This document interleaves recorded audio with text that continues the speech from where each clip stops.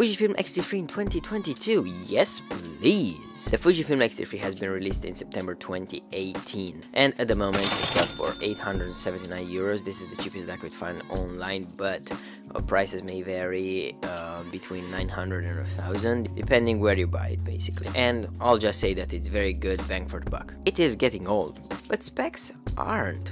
It has a 26 megapixels BSI X-Trans CMOS sensor. Oh my god, did I say that right? Oh, CMOS 4. Well, sorry. Latest X-Trans sensor that you can find in the latest Fujifilm cameras like the X-T4, S10, you know, all that. It has 425-point hybrid AF system, improved autofocus tracking and eye detection and face detection, especially after the big update that the X-T3's got last year, and that took the camera really close to the Fujifilm X-T4 in terms of autofocus. You can shoot 4K at 24, 25 and 30 frames per second. Also you can shoot 4K at 50 or 60 frames per second with a slight crop of 1.18. You can also set the crop of 1.18 for the 24, 25 and 30s, so you get a more cohesive and consistent look all over your shots. You can shoot 10-bit 420 internal or 10-bit 422 over HDMI, and let me tell you this, when I moved from 8-bit to 10-bit I could see the difference. I used to own the Canon M50 and this is a great camera, but the quality even in 4K wasn't as good as the 1080p on the Fujifilm X-T3. I don't know, it just looks different. The details in the skin, I don't know, the depth of the colors, it's different. And in this package you also get internal f-log recording for better dynamic range of colors and more possibilities in color grading. You can also shoot 120 frames per second in 1080p. I wouldn't really use that for clients because the quality isn't the best, but it's pretty good for YouTube or any other kind of, you know, video.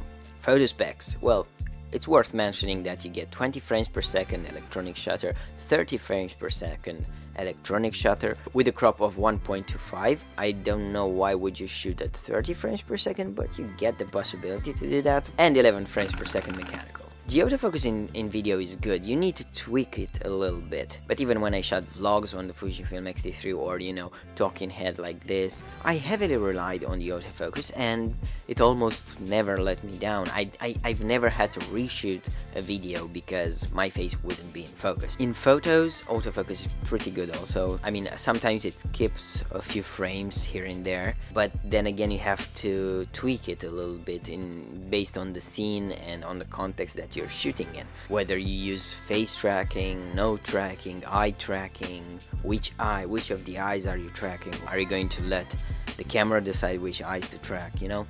It depends on a lot of things. This is also true for video. The Fujifilm X-T3 has also weather sealing, which comes in handy when you're in bad weather or there's sand, wind, snow, rain, you know, you can throw it at basically everything. Here in Ireland it definitely came in handy since I moved here, because it's been raining a lot and I don't really have a problem with, you know, shooting in the rain. Like, I just take my camera and go.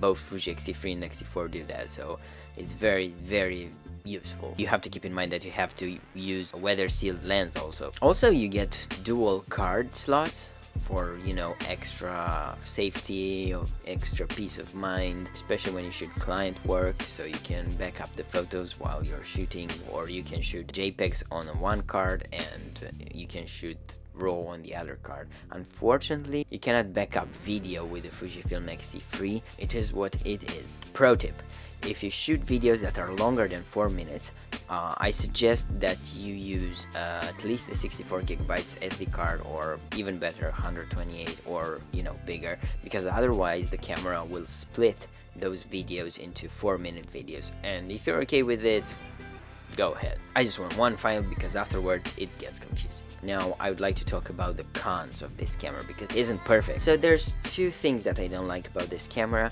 One is battery life and two is ergonomics. But there's a pretty easy fix for both of them. To improve battery life, buy more batteries. That's That's simple, right? A battery on the Fujifilm X3 lasts something like 350 shots. If you're just going out for a shoot, you know, like taking street photographs, I think that's more than enough. But if you're shooting client work, you always want to have extra batteries because you never know what can happen, and if the camera dies, you're fucked.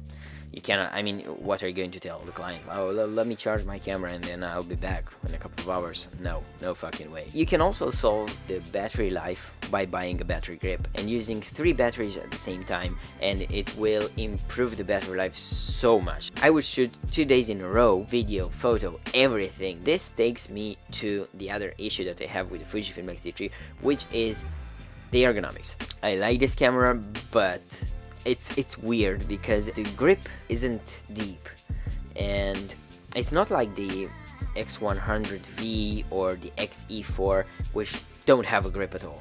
You know, it's like that's that. You're getting it, and you have to get used to it. It feels weird because it's not too deep. It's somewhere in between. Maybe it depends on your hands. If you have smaller hands, you're going to find yourself really happy with it. But as far as I'm concerned, I either use the battery grip or a cage, like a small rig one, and it definitely drastically improves the ergonomics on the Fujifilm X3. If you're deciding on the battery grip to buy for the Fujifilm camera, I already tested 2 of them, the original one and the Miike one, and link is down below. Once you finish this video, go check it out. The downside of the battery grip is that the original Fujifilm battery grip costs a preposterous amount of money. It's somewhere between 300 and 370 euros, it depends on where you buy it. Plus, if you add original batteries to it, it's gonna cost you like 500 euros. It's crazy. There are a few third-party options, but they don't really work that well. Check the video down below. And the Fujifilm X3, just like all Fujifilm cameras, has manual dials to change the settings. You can set the camera to change it in the classical way with, you know, the wheels, but you got the physical buttons and dials on the top of the camera. Either you love them or hate them, or you learn to love them. The most important feature on the Fujifilm X3, this is the main reason you'd like to buy the Fujifilm X3, and it is the Fuji juice. The Fuji juice. Shout out to Zach Mayfield for inventing the term. Hashtag Fuji juice.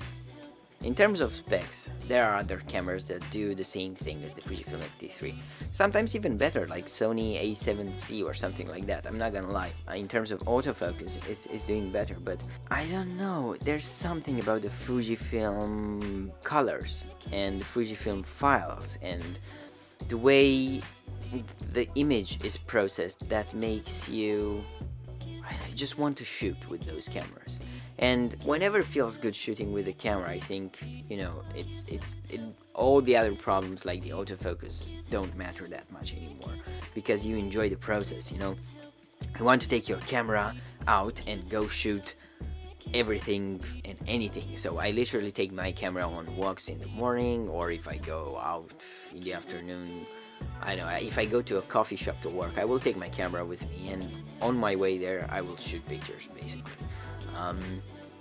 There's something about this Fuji juice flavor that you find only in Fujifilm cameras. I think that's the most important thing about the Fujifilm X3 and generally, you know, Fujifilm cameras. Not to mention the fact that you've got the most gorgeous Fujifilm simulations ever, except for Eterna Bleach Bypass. That's awful.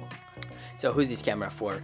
And should you buy it in 2022? Is it worth buying, or should you just buy the X3? I think that if you do not have the budget and you are mainly shooting photography and street photography, then you are basically really good to go. Just, you know, buy the body, buy a 35mm lens or 23 or whatever lens you want to buy, or the kit lens is very good to begin with, and you're gonna be good. If you are more of a video-centric person, shoot vlogs, shoots a lot of video, I think you should save up and buy the X3, because I made the same mistake and I went for the X3 first, but I am shooting both video and photos, and I shoot a lot of video really, and then I ended up buying the X3 anyways after not even a year.